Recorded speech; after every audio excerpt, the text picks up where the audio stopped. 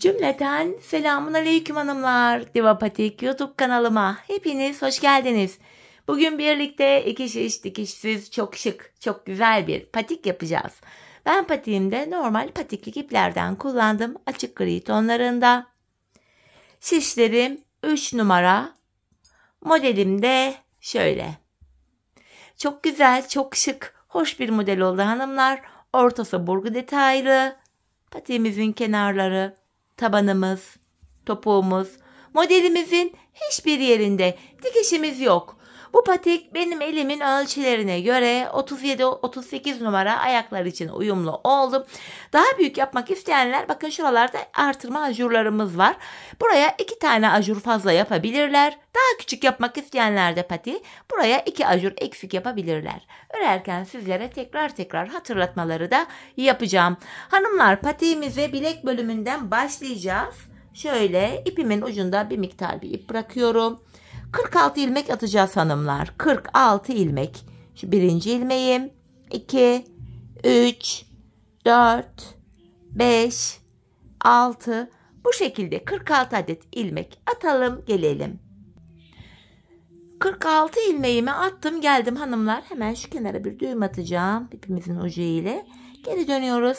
Patiğimizde 2 ters 2 düz lastik uygulaması yapacağız hanımlar. Öncelikle kenar ilmeğimi örmeden aldım.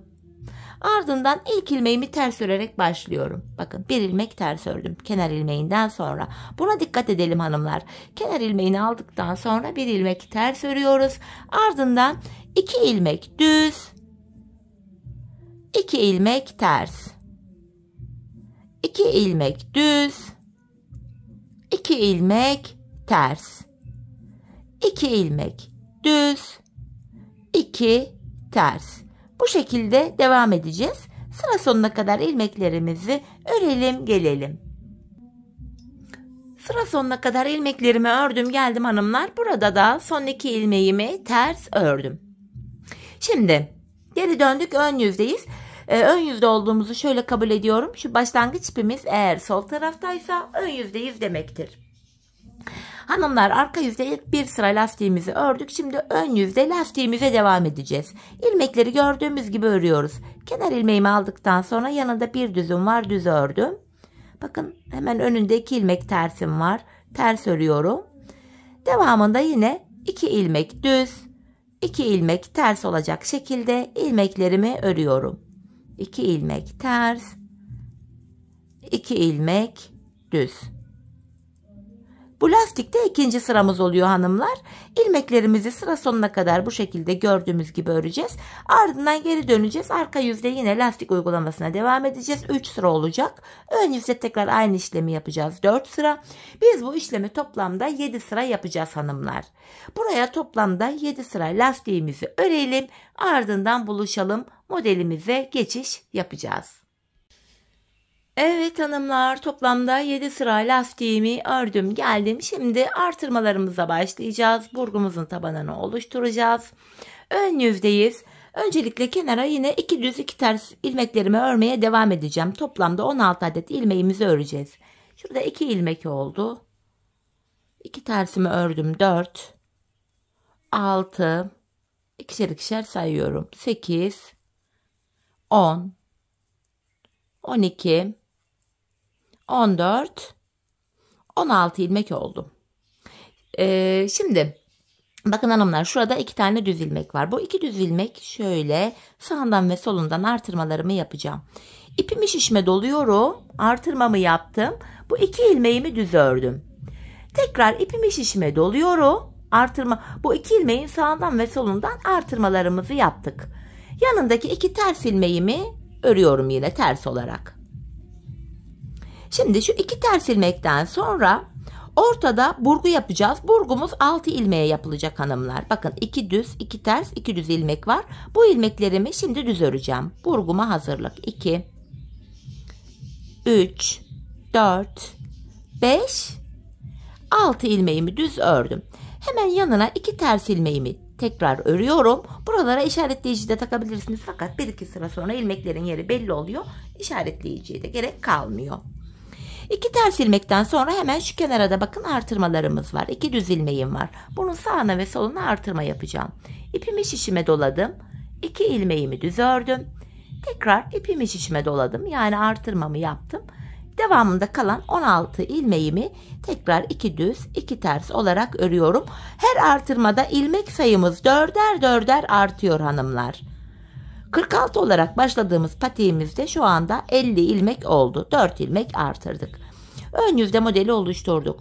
Arka yüzdeyiz hanımlar. Arka yüzde ilmekleri gördüğümüz gibi örüyoruz. Kenar ilmeğimi aldım. Yanındaki bir tersimi ters örüyorum. 2 düz 2 ters. Artırma yaptığım ilmeğe kadar bu şekilde öreceğim. 2 ters 2 düz 2 ilmek ters 2 ilmek düz. Artırma yaptığımız ilmekleri de artık 2 ters 2 düz olayına yine devam edeceğiz. Bakın en son 2 düz ilmek örmüştük. Artırma yaptığımız ilmek bu defa ters örülüyor. Bakın ters düşüyor. Aradaki 2 ilmeğimi yine ters öreceğim. Ön yüze düz düşecek. Bu 2 ilmek devamlı aynı şekil örülüyor. Ön yüzde düz, arkada ters. Tekrardan burada da artırma yaptığım ilmeğimi de ters öreceğim. Devamında 2 ilmek düzüm var. Sonrasında bakın burgu yapmak için buraya 6 ilmek düz örmüştük ön yüzde. Bu 6 ilmeği arka yüzde yine ters örüyorum. 3, 4, 5, 6. Hemen yanında 2 ilmek düzüm var. Artırma yaptığım ilmek de ters düşüyor, yine buraya ters ördüm. Ortadaki 2 ilmeğimi de yine ters. Tekrar artırma yaptığım ilmeğimi ters örüyorum. Kalan ilmeklerimi de yine 2 düz 2 ters olacak şekilde sıra sonuna kadar öreceğiz. Artırma yaptığımız ilmekleri gelişine göre 2 ters 2 düz olarak örmeye devam edeceğiz hanımlar. Son 2 ilmeğimi de ördüm. Geri dönüyorum, ön yüzdeyim. Yine ön yüzde artırmalarımıza devam edeceğiz hanımlar. Şöyle kenar ilmeğimi aldım. İkinci ilmeğimi düz ördüm. Tekrar 2 ters 2 düz ilmeklerimi öreceğim. Ajurlu ilmeğe kadar devam edeceğiz hanımlar. Bu şekilde 2 ters 2 düz 2 ters. Bakın ajurlu ilmeğe geldim. Bu 2 ilmeğin, şu 2 düz ilmek var, yeri belli. 2 düz ilmeğin her zaman sağından ve solundan artırma yapacağız. 2 ters ilmeğimi ördüm. Bakın ajurlu ilmeğim düz denk geliyor. Buraya düz örüyorum. Artırmamı yapıyorum yine. 2 düz ilmeğimi ördüm. Tekrar artırmamı yapıyorum. Yanında bir düz ilmeğim var, düz ördüm. Aradaki 2 tersimi yine ters örüyorum. Şimdi burgumuzu yapacağız hanımlar. Bu 6 ilmek üzerinden. Buraya hemen ikinci ajurumuzu açarken, bakın ilk ajuru yapmıştık. İkinci ajuru yaparken ilk burgumuzu yapacağız hanımlar. Bu 6 ilmek vardı. Şu ikinci üçlü ilmek önden gelecek şekilde, bakın şöyle şişime alıyorum. Yer değiştireceğim. Şu ilk üçlü ilmek de arkadan gelecek şekilde şöyle arka şişime aldım, onu açığa alıp bu şekilde bu ilmekleri üçer üçer şöyle yer değiştiriyorum. Tekrar ilmekleri sol şişime aldım. Ve bu ilmeklerimi sırası ile düz olarak öreceğim 6 ilmeğimi. Şu ikinci ilmeğim, şu üçüncü ilmeğim, dördüncü ilmeğim, 5 ve 6 tane ilmeğimi ördüm. Hemen yanındaki 2 ters ilmeğimi ters örüyorum. Bakın burada ajurum var. Bu ajuru da yine düz ördüm. Bakın 2 düz ilmeğime geldim. Hemen artırmamı yapıyorum. Aradaki 2 düzümü ördüm. Tekrar artırmamı yapıyorum. Bu ajurum düzdü. Bunu düz ördüm. Devamındaki ilmeklerimi de yine 2 ters 2 düz olacak şekilde hanımlar sıra sonuna kadar örüyorum.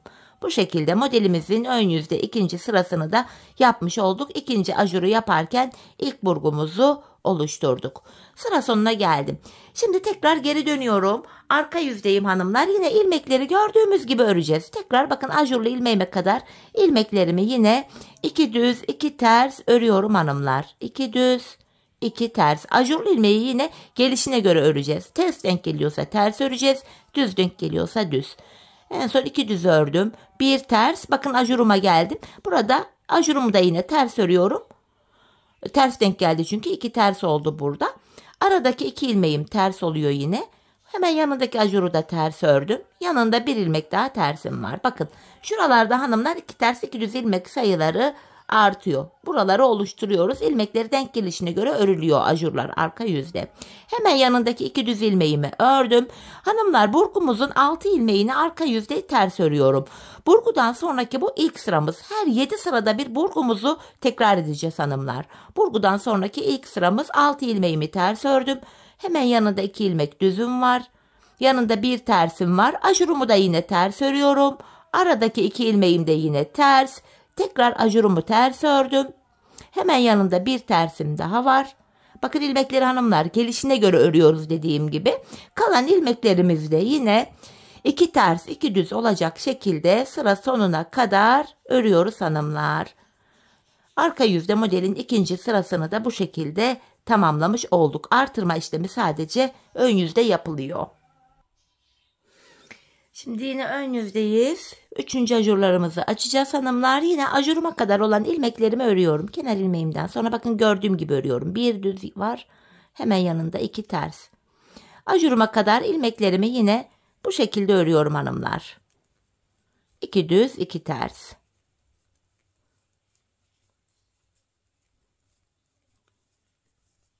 En son bakın buraya 2 düz ördüm. Ajura kadar ördüm. Orta 2 ilmeğe geldik. Hemen ipimi şişime doladım. Ajurumu yani artırmamı yaptım. Aradaki 2 ilmeğimi düz ördüm. Tekrar ajurumu yapıyorum. Hemen yanında 2 düz ilmeğim var. Düz ördüm. 2 ters ilmeğim var. Ters ördüm. Bakın altılı burgu ilmeğimize geldik. Burgudan sonraki bu ikinci sıramız. Bu 6 ilmeğimi düz örüyorum. Bu şekilde burgudan sonraki ikinci sıramız. Yanındaki 2 tersimi ters ördüm. Tekrar yanında 2 ilmek düzüm var. Bakın ajurların arasındaki 2 düz ilmeğe geldik. Hemen ajurumu yapıyorum. 2 düz ördüm. Tekrar ajurumu yaptım. Yanında 2 ilmek düzüm var. Devamında 2 ters 2 düz olacak şekilde ilmeklerimizi örüyorum hanımlar. Dediğim gibi her artırmada ilmek sayılarımız 4'er 4'er artıyor. Sıra sonuna kadar geldim. Şimdi tekrar geri dönüyoruz. Arka yüzde ilmeklerimiz yine gördüğümüz gibi örülüyor. Yine arka yüzde de beraber devam edelim. Kenar ilmeğimi aldım. Bir tersim var. Ajuruma kadar yine ilmeklerimi 2 ters 2 düz olarak örüyorum. Bu şekilde 2 ters 2 düz 2 ters. Ajuruma geldim. Bu defa ajur düz denk geldi. Bakın düz örüyorum. Aradaki 2 ilmeğim arka yüzde ters örülüyor. Yine ajurumu düz ördüm. Yanındaki 2 tersimi ters örüyorum. Tekrar 2 düz ilmeğim var, düz ördüm. Burgularıma geldim. Burgumun 6 ilmeğini ters örüyorum. Burgudan sonra arka yüzde 3. sıramız. Dediğim gibi 7 sıra olduktan sonra tekrar ikinci burguyu yapacağız. Burgunun devamında yine bakın 2 düz ilmeğim var, düz örüyorum.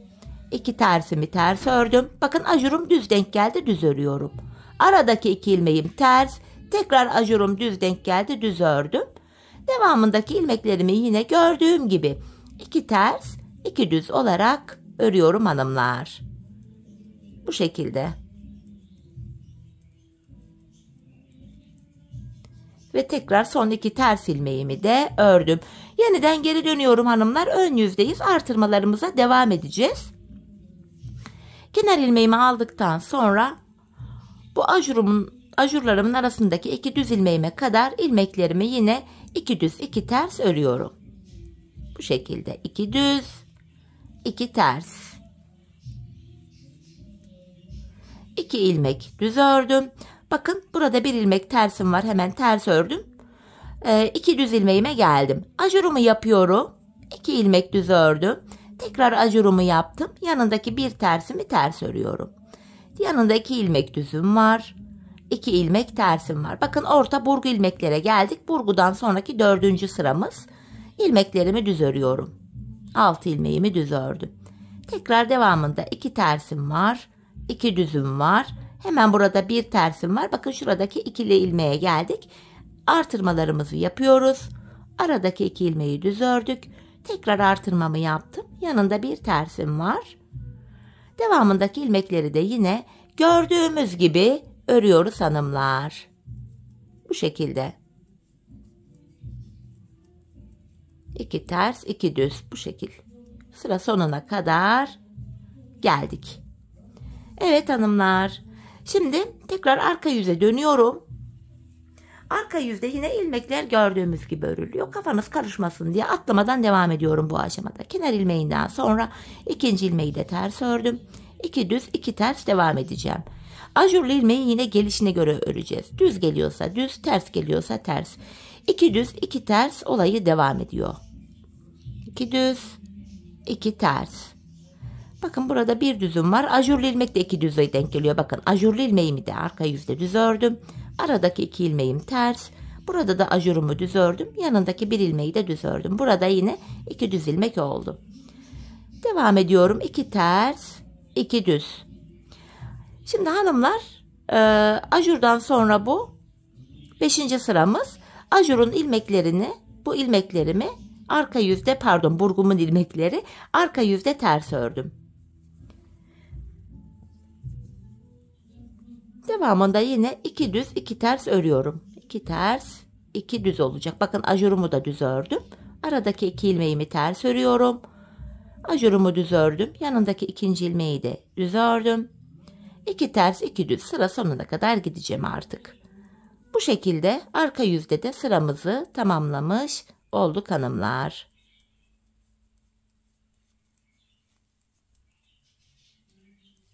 Şimdi geri döndük. Ön yüzdeyiz hanımlar.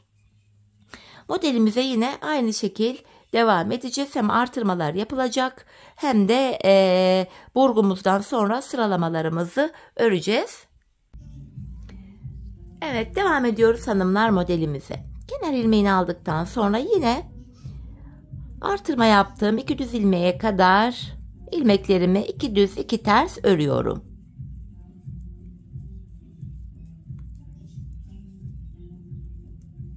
Bakın bu ilmeğin yeri belli zaten. O 2 ilmeğin yeri 2 düz. Buraya 2 ters ördüm. Bakın orta 2 ilmeğime geldim. Hemen artırmamı yapıyorum. Bakın burada 5. ajurumuz oluyor. Yanına 2 düz ördüm. Tekrar artırmamı yapıyorum. Aradaki ilmeklerimi yine 2 ters, 2 düz, 2 ters olarak ördüm. Orta burgu ilmeklerime geldim. Burgudan sonraki bu 6. sıramız. Bu ilmeklerimi 6 ilmeğimi yine düz örüyorum. Devamında yine 2 ters 2 düz ilmekleri gördüğüm gibi örüyorum. En son 2 ters ördüm. Bakın şu aradaki 2 düz ilmeğime geldim. Artırmamı yapıyorum. 2 düz ilmeğimi ördüm. Artırmamı yaptım. Devamındakileri yine 2 ters 2 düz olacak şekilde gördüğüm gibi örüyorum. Ön yüzde yine artırmalarımızı yaptık. Modelimizi kurduk. Bu şekilde kalan 2 ilmeğimi de ördüm. Yine geri dönüyorum hanımlar. Tekrar arka yüzdeyim. Tekrar ilmekleri gördüğüm gibi öreceğim. Ajurlu ilmeğime gelene kadar ilmekleri gördüğüm gibi örüyorum. 2 düz, 2 ters, 2 ilmek düz, 2 ilmek ters, 2 ilmek düz, 2 ilmek ters. Bakın ajurlu ilmeğime geldim. En son 2 ilmek düz örmüştüm. Ajur bakın bu defa ters denk geldi. Ajurumu ters ördüm. Yanındaki aradaki 2 ilmeğim de ters. Hemen yanındaki ajurumu da ters öreceğim. Bu sırada ajurlar ters örülecek. Tekrar devamında yine 2 düz, 2 ters, 2 ilmek düz ördüm. Bakın burgu ilmeklerime geldim. Burgudan sonraki 7. ve sonuncu sıramız. Bu sıramızda da 6 ilmeğimi ters örüyorum. Ön yüzde ikinci burgumuzu yapacağız. Devamında 2 düz, 2 ters, 2 düz. Bu sırada ajurlar ters örülüyor bu şekil. Aradaki 2 ilmeğimi de yine ters ördüm. Ajurumu da ters örüyorum. Devamındaki ilmekleri de yine gördüğüm gibi sıra sonuna kadar örüyorum hanımlar. Ön yüzde ikinci burgumuzu yapacağız. Zaten patiğimizde toplamda 3 tane burgu var. İlkini yapmıştık. Ön yüzde ikinci burgumuzu da yapacağız. Bu şekilde. Tekrar geri döndüm. Ön yüzdeyiz. İkinci burgumuzu yapıyoruz hanımlar şimdi. Tekrardan artırmalara da devam edeceğiz. Kenar ilmeğimden sonra bir düzüm var. 2 ters, 2 düz ilmeklerimi yine artırma yaptığım 2 düz ilmeğe kadar bu şekilde öreceğim. 2 düz, 2 ters, 2 düz, 2 ters. Artırma yaptığım ilmek Burada bir önceki sırada bakın onu düz ördüm. 2 ilmeğe geldim yine. Ajurumu yapıyorum. 2 ilmeğimi düz ördüm. Ajurumu yaptım. Yanında bir ilmek düzüm var. Devamında ilmeklerimi yine 2 ters, 2 düz. 2 tersimi ördüm. Tekrar burgumuzu yapacağız. İlk burguyu nasıl yaptıysak ikinciyi de aynı şekil yapacağız. Bakın şu ikinci üçlü ilmeğimi şöyle şişime alıyorum. Yer değiştirerek öreceğim. Şöyle. Üçüncü ilmeğimi alamadım bir türlü. Evet. Şöyle aldım. Şu ilk üçlü ilmeğimi bırakıyorum. Bunu şöyle arkadan alacağım. Bu ilmekleri üçer üçer yer değiştirdik. Şöyle. İlmeklerimi yer değiştirdim. Sonra bu ilmekleri tekrar sol şişime aldım. Sırasıyla bu 6 ilmeğimi örüyorum. İkinci burgumuzu da bu şekilde yapmış olduk hanımlar. Hemen yandaki 2 tersimi ördüm. Bakın burgumuz oluştu, ikinci burgumuz. Devamındaki ilmekleri de gördüğüm gibi örüyorum. 2 düz, 2 ters. Hemen bir ilmek düz ördüm. Bakın bu ikili ilmeğime geldim yine. Artırma yapıyorum. 2 düzümü ördüm. Tekrar artırma yapıyorum. Bir yanında bir düz var. 2 ters 2 düz olacak şekilde yine ilmeklerimizi örüyoruz hanımlar sıra sonuna kadar. İkinci burguyu da yaptık. Şimdi arka yüzde ilmekleri öreceğiz. Burgudan sonra bir sıra olacak. Ön yüzde öreceğiz 2 sıra. Bu şekilde burgudan sonra 7 sıra ilmekleri öreceğiz. Ardından da 3. burgumuzu yapacağız. Yani şu burgumuzu. Hanımlar patiğimizin devamı yine bu şekilde ilerleyecek. Dediğim gibi şu artırmalardaki şu ajurlarımız gördüğümüz gibi örülecek. 2 düz 2 ters nasıl denk geliyorsa sizlere zaten 2 burgu boyunca detaylı olarak anlattım. 6 ajur boyunca. Bu şekilde devam edecek hanımlar. Dediğim gibi her 7 sırada bir burgumuzu yapacağız. Son bir burgumuz kaldı zaten. 7 sıra bu aradaki burgu ilmeklerini ördükten sonra 3. burgumuzu da yapacağız. Bu 3. burgumuzu yaparken şöyle hesaplayabiliriz. İlk burgumuzu 2. ajuru açarken yaptık. 2. burgumuzu da 6. ajuru açarken yaptık. Bakın 1, 2, 3, 4, 5, 6. ajurumuz burada. 6. 3. burgumuzu yaparken hanımlar 10. ajurda. Hani 10. ajuru açarken 3. burgu yapılacak. Bu şekilde burgu sıralarını da saymak zorunda kalmazsınız. Hanımlar ben bu patiğimde toplamda dediğim gibi her artırmada ilmek sayısı 4'er 4'er artıyor bu şekilde. Ben bu patiğimde toplamda 94 ilmeğim olana kadar artırmalarımı yaptım. 12 tane de ajurum var 94 olana kadar. Bakın şu 12 sırada ajurumu yaptım. Sizler ben 35-36 numara yapacağım diyenler varsa buraya bir sıra ajur eksik yapabilirler. Yani ben 12 sıra ajur yaptım. 11 sıra ajur yaparlar. İlmek sayıları böylece 4 ilmek eksik olur. 90 ilmek olur. Ya da ben 39-40 numara yapacağım diyenler varsa da şuraya hanımlar ben toplamda buraya 12 ajur yaptım. 14 ajur yapabilirler. İlmek sayınız 8 daha artar. 102 ilmek olur. Hani bu şekilde artırma sayılarını ayağınıza göre yapacağınız numaraya göre ayarlayabilirsiniz. Artırmalar ayak sayısına göre ayak numarasına göre bu şekilde ayarlanacak. Şimdi ben dediğim gibi burada 94 ilmeğim olana kadar devam ettim. Yani şurada 12 tane ajurlu ilmeğim olana kadar. Şimdi hanımlar hep birlikte patiğimizin bu artırma bölümünü ayak ölçülerimize göre örelim. Ardından buluşalım. Evet hanımlar ben patiğimin bu ön bölümünü tamamladım geldim. Burada 12 sıra ajurum var. Şişimde toplamda 94 adet ilmeğim oldu. Şimdi artırma artık yapmayacağız. Model kurulumu yapmayacağız. Buraya hanımlar tabanımızı yapacağız. Öncesinde bir diş haroşa örmemiz gerekiyor. Ben haroşa örgüyü örgümüzün hem ön hem arka yüzünde düz örgü örerek elde ediyorum. Şimdi ön yüzdeyim hanımlar. Sıra sonuna kadar ilmeklerimi düz öreceğim. Yani haroşa. Bu şekilde sıra sonuna kadar ilmeklerimizi örelim gelelim. Sıra sonuna kadar ilmeklerimi ördüm hanımlar. Geri dönüyorum arka yüzdeyim. Arka yüzde de yine kenar ilmeğimi aldıktan sonra ilmeklerimi düz örüyorum. Bakın böylece bir diş haroşa düşüyor. Bakın. Ön yüzde ve arka yüzde düz örünce bir diş haroşa oluyor.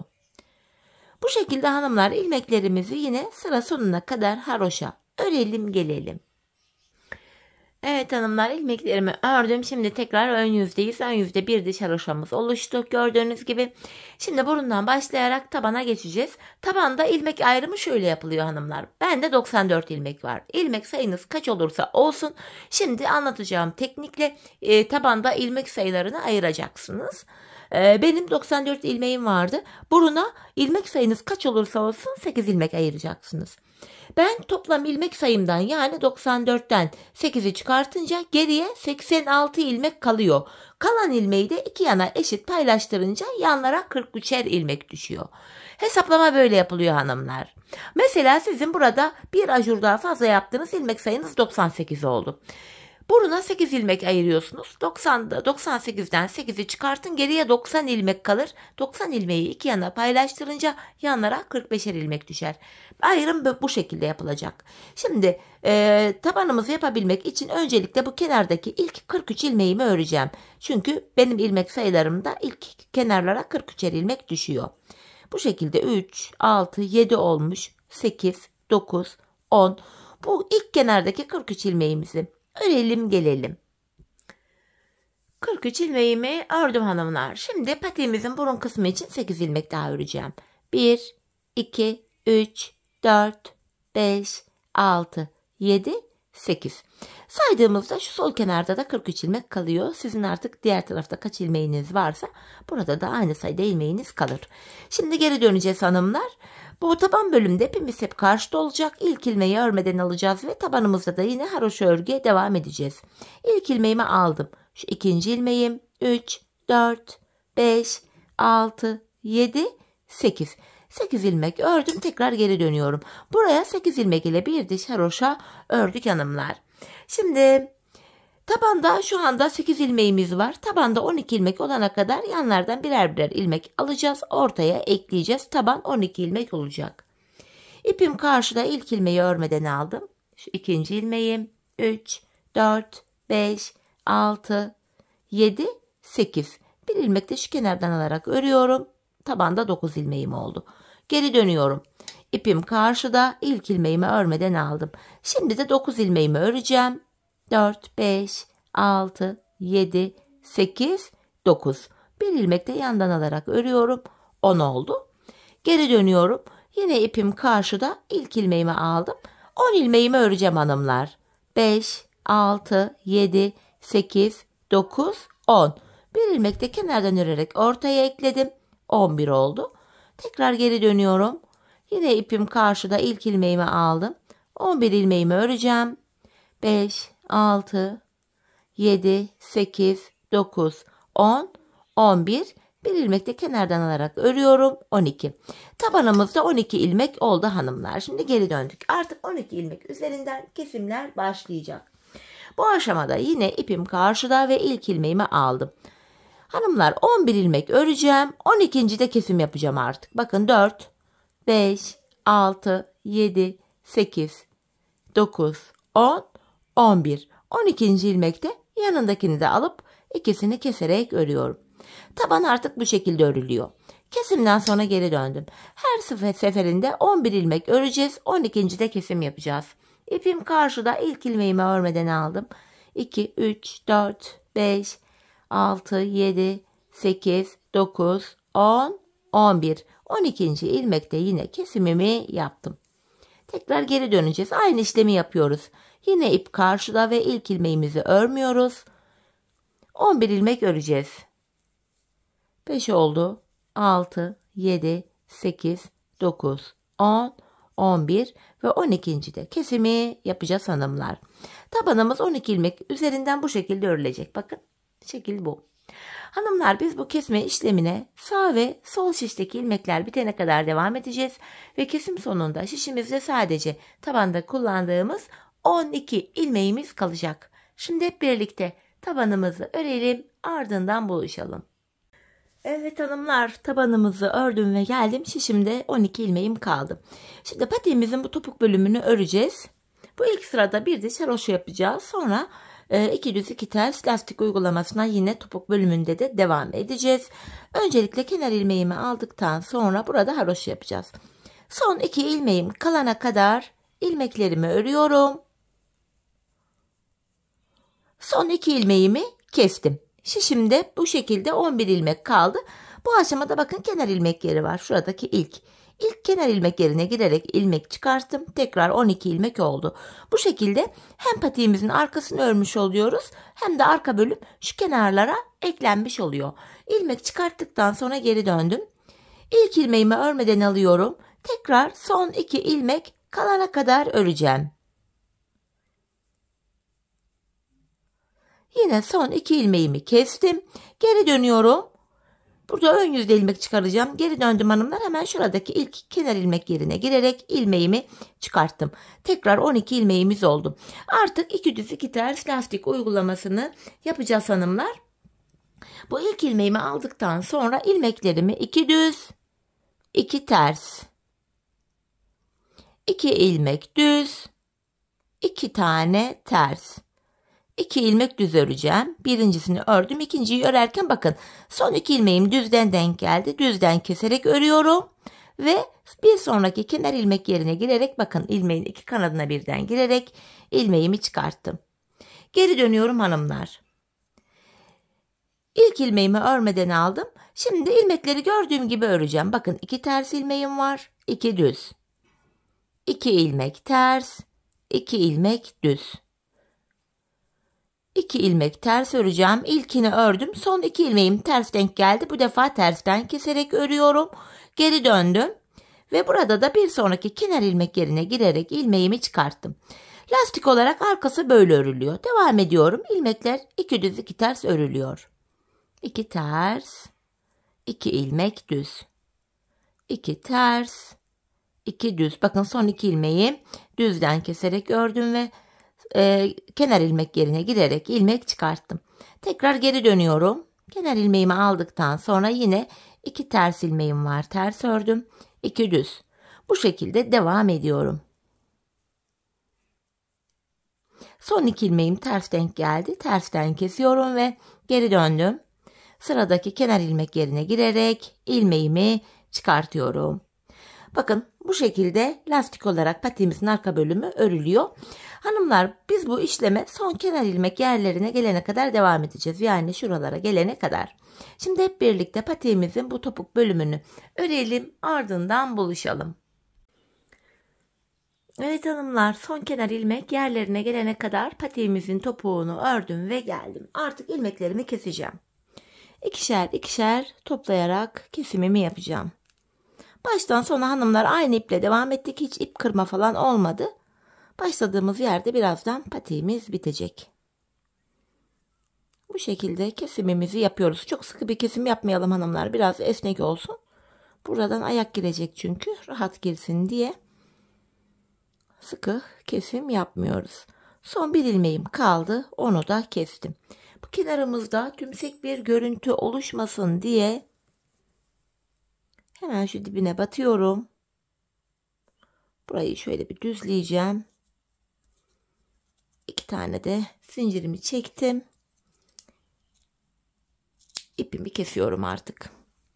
Hanımlar başlangıç ipimiz buradaydı. Bakın ilk boğaz kısmında, bitiş ipimiz de burada. Şimdi iplerimizin ucunu şu arkaya bakın zincir tekniğiyle düğümleyerek gizliyorum. Şöyle. Bu şekilde gizleme işlemini hanımlar mutlaka yapalım.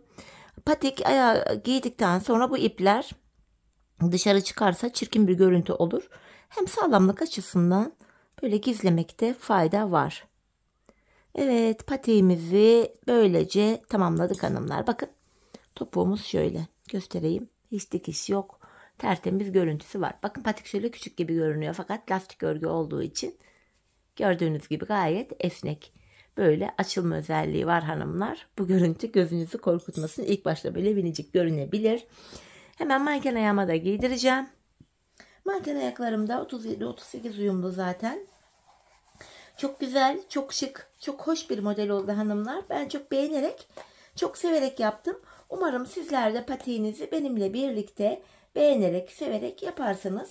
Yapacak olanlara da şimdiden kolay gelsin diyorum. İşte hanımlar, patiğimizin ayaktaki duruşu da bu şekilde. Çok şık, çok güzel bir patik oldu. Bakın esnekliğini de göstereyim. Elimi sokuyorum içine. Bakın şöyle. Gördüğünüz gibi elim şimdi rahatça parmağım dolaşıyor. Tabanımız, topuğumuz, model bu. Evet, yine birlikte güzel bir modelin daha sonuna geldik. Umarım sizlere faydalı, hoş bir video olmuştur. Yeni modellerde, yeni videolarda buluşmak dileğiyle. Şimdilik hoşça kalın, sağlıcakla kalın.